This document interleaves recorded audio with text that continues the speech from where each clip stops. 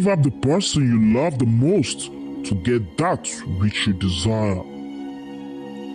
I will take her back after 20 seasons. Take good care of her.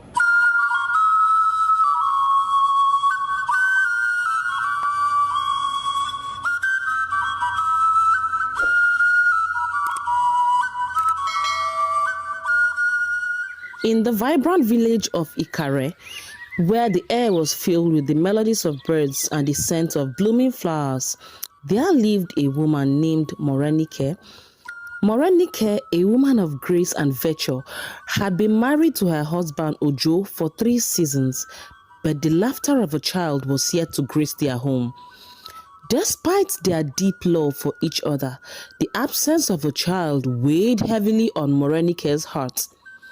Ojo, not wanting anything to bother his wife, showered her with an abundance of love and respect, making their bond the envy of the village. Every market day, Ojo, a dedicated fisherman, would help Morenike carry her foodstuff to the bustling local market. He will then return home to clean and cook before setting out for his day of fishing. This act of care stirred the admiration of the village women. Morenike's radiant smile and the harmonious relationship with Ojo became the talk of the village. Living next door to Morenike was Bisi, a woman whose heart was tainted with jealousy. Bisi had a son of her own, yet the love and respect Ojo showered upon Morenike left her burning with jealousy. Bisi, the cunning neighbor, decided to weave a web of deceit around Morenike. Driven by resentment, Bisi subtly befriended Morenike. As their friendship deepened, Morenike, yearning for companionship in her childless state, began confiding in Bisi. Little did she know that Bisi harbored a sinister plan fueled by envy.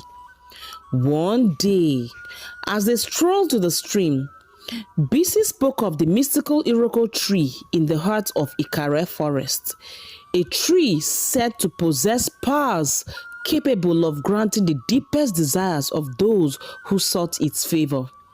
Intrigued yet hesitant, Morenike listened as Bisi spun tales of people who had received blessings beyond imagination.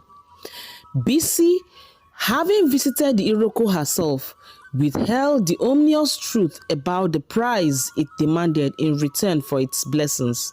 And so she seized the opportunity to play on Morenike's vulnerability. You are clinging to a god who hasn't blessed you with a child. The almighty Iroko, however, can fulfill your deepest desires without delay. Why persist in believing in a god who seems to have turned a deaf ear to your pleas? Bisi whispered. Her words dripped with deceit. Like a venomous serpent, Bisi continued to plant seeds of doubt in Morenike's heart, convincing Morenike that her loyalty to God had been in vain. Over time, Morenike's faith in God started to waver.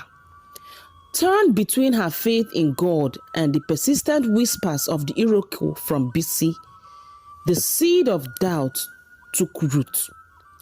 Bisi's whispers gradually eroded the walls of Morenike's resistance. Fueled by desperation, Morenike succumbed to Bisi's persuasion and decided to visit the Iroko without Ojo's knowledge as advised by Bisi. The mystical tree loomed in the distance, its ancient branches whispering promises of fulfillment as Morenike stood before the towering Iroko. With a heavy heart, she voiced her deepest desire. I need a child of my own, mighty one. The Iroko, in a voice like rustling leaves, agreed to grant her desire, but with a chilling condition. However, the price was steep. A life for a life. echoed the spirit of the You Iroquois. must give up the person you love the most to get that which you desire. Fear and regret surged through Morenike's veins. Shivers ran down her spine as she attempted to flee. But the spirits of the forest manifested in the form of wild animals, surrounding her with an unyielding force. Those who sought the Iroquois' favor never